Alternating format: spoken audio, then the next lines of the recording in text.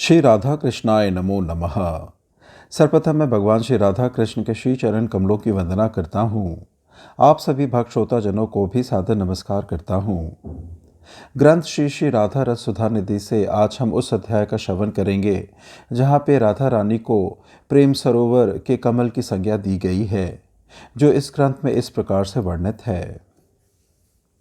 हे श्री राधिके, जो सत प्रेम रूपनी सरोवर के प्रफुल्ल कमल जैसा है, जो स्वयं आनंद रूपी मकरंद से भरा और चूर्ण कुंतल रूपी भृंग द्वारा निषेवित है और रस सिंधु को विकसित करने में चंद्रमा की तरह है, तुम्हारा वह श्रीमुख मैं कब देखूंगी।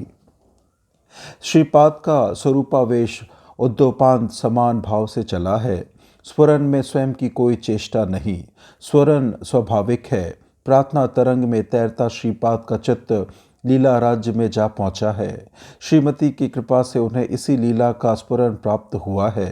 श्रीमती के श्री अंग का उपटन पूरा हो गया। श्रीमती के अनदेखे और किंकरी की दृष्टि में नागरेंद्र श्रीमती के अनावृत अंग का माधुर्य देखकर धन्य हुए हैं। स्वामिनी मग्न है, किंकरी आवाज दे रही है, स्वामिनी उठो, चलो स्नान करो। श्रीमती चौंक पड़ी। कौन? तू तेल मल रही है? मैं तो भूल ही गई थी, दगा जैसे ठीक नागर का स्पर्श हो। धन्य है किंकरी, श्याम रस का स्पर्श प्रत्येक सेवा के साथ जुड़ा हुआ है। ये है नित्य सेविकाएं। मंजरी भाव वाले साधक को इनसे सेवा शैष्टव्य की शिक्षा लेनी पड़ेगी। प्रार्थना है, प्रिय सचरी संगे सेवन करिय रंगे, अंगे वेश करि वेक साथे, राख ए सेवा काजे निज पद पंकजे, प्रिय सचरणी माझे, सुगंधी चंदन मणिमय आभरण, कौशिक वसन नाना रंगे, ऐ सब सेवा जार, दासी जेन हौ तार अनुशन थाकी तार संगे। इनकी कृपा से अनुभूति के छींटे लगे बिना सेवा रस का आस्वादन असंभव है। श्री भगवान ने ब्रह्मा को चतुश्लोकी उपदेश देते हुए कहा है, हे ब्रह्मन, मेरा जो स्वरूप जो लक्षण है, श्याम सुंदर आदि जो रूप एवं भक्त वत्सल आदि जो गुण है, रूपान्वयी जो सब लीलाएं हैं, मेरे अनुग्रह से उन सभी का तुम्हें यथार्थ अनुभव हो, कृपा के बिना नहीं समझ पाओगे। श्री कृष्ण और उनके भक्तों की करुणा मात्र ही राग भजन में प्रवृत्ति का एकमात्र सर्वोत्तम उपाय है। विधि मार्ग में कर्मादि समर्पण तत्व प्रवृत्ति के द्वारा स्वरूप कभी भी हो जाए, रागनुगा में तो कृपा ही एकमात्र हेतु है। आचार्य पाद परम करुण है, स्वानुभूति की बात ग्रंथ रूप में छोड़ गए हैं। श्रीपाद सरस्वती चरण के प्राणों की प्रार्थना है, यह राधा रस सुधा निधि। इस सुधा निधि का एक बिंदु आस्वादन कर साधक धन्य होंगे। किंकरी ने श्रीमती के स्नान का काम पूरा कर उन्हें वासना अलंकार पहना दिए हैं। किंकरी के मुख और आंखों की अस्वाभाविक भाव भंगिमा देख स्वामिनी शीघ्रता पूर्वक अपने श्री अंग वस्त्रों से ढक रही है। चकित नेत्रों से चारों ओर देख रही हैं। सुंदर ने कहीं से देख तो नहीं लिया। उस समय श्रीमती की माधुरी देखकर श्याम मुग्ध है, किंकरी कृतार्थ है। किंकरी को कदम वृक्ष की ओर दृष्टिपात करते देखकर ही स्वामिनी समझ गई है कि इस कदम शाखा में ही कुछ रहस्य छिपा है। उस तरफ दृष्टिपात करते ही स्वामिनी को श्यामल आलोक दिखाई दिया। श्याम सुंदर ने आत्मगोपन की चेष्टा की, पर स्वामिनी की चकित दृष्टि ने उन्हें जा पकड़ा। उस समय श्रीमती का अंग विलास नामक भावभूषण से भूषित था। भूरी भूरी भावों का उद्गम हो रहा था।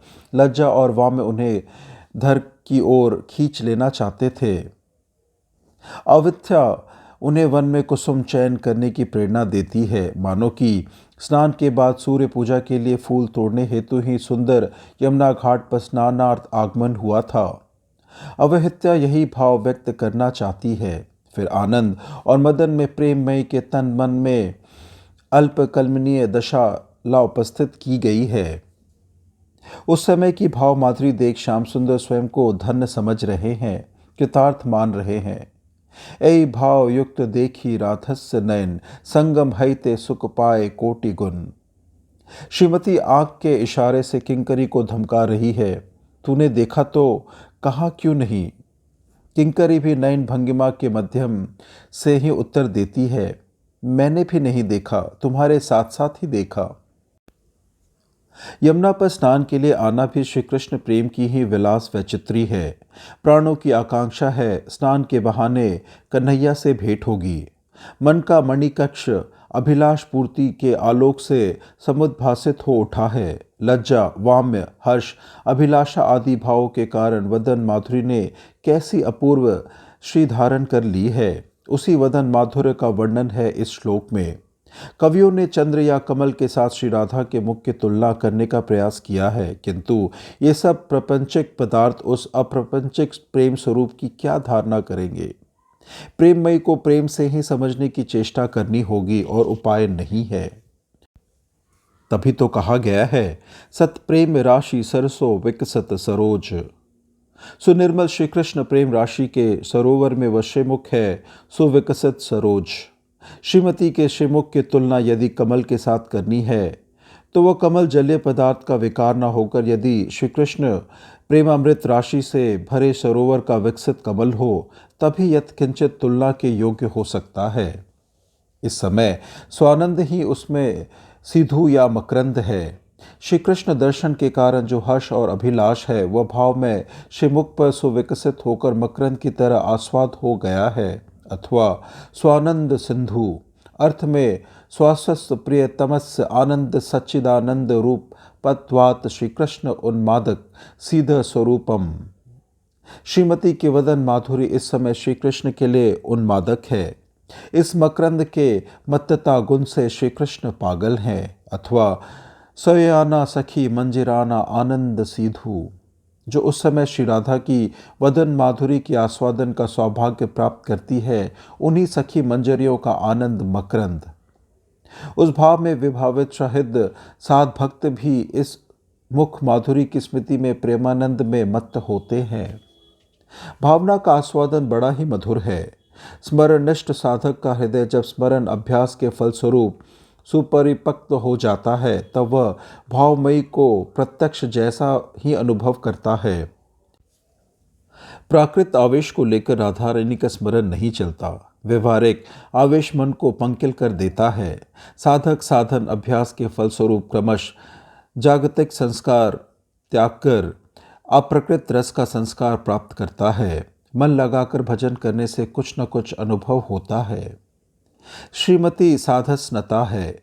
चूर्ण कुंतल राजी वदन मंडल पर पड़कर प्रेम सरोवर के स्वर्ण कमल पर भौरे की तरह परिशोभित है।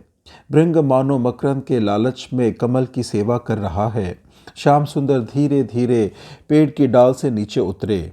नागर श्रीमती के प्रेम के प्यासे हैं। श्रृंगार रस सिंधु श्रीमती का वदन इंदु देखकर भाव तरंगों से तरंग गईत है। प्रेम पिपासित नागर ने प्रेममयी किंकरी से नेत्रों के इशारे से यमुना तटवर्ती कुंज में श्रीमती के साथ भेंट कराने की प्रार्थना पहले ही कर रखी है। पिपासित नागर की वासना पूर्ति के लिए स्वामिनी भी उत्कंठित है। किंकरी ने यमुना तटवर्ती कुंज में मिलन लाल संयुक्त श्री युगल का मिलन करा दिया है। भाग्यवती किंकरी ने लता वातायन पर आंख लगाकर श्री युगल के विलास माधुरी का आस्वादन प्राप्त कर लिया है।